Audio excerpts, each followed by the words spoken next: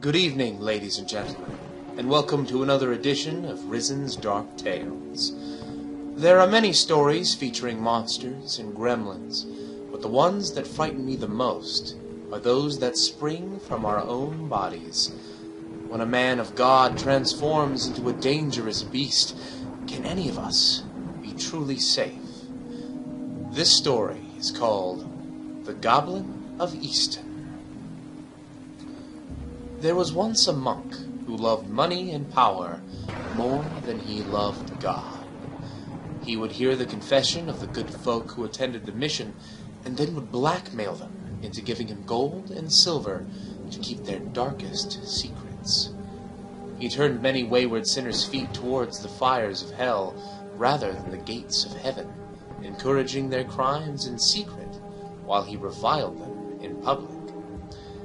It was after he beat one poor old woman to death that the evil monk was imprisoned and sentenced to hang for his crimes. But just after he was cut down for the noose and pronounced dead, his corpse began to transform before the horrified eyes of the people. The face twisted, and small tusks sprang from either side of his nose. His shock of white hair grew long and greasy, and two pointed canines emerged from his mouth. The goblin monk opened eyes that glowed yellow even in the light of noonday, and sprang to feet that now ended in claws rather than toes. The people screamed and fled, and no prayer of his former brothers in faith could banish the goblin. It disappeared deep into the forest, only to return at night and prey upon the monks of the mission who had been responsible for its death.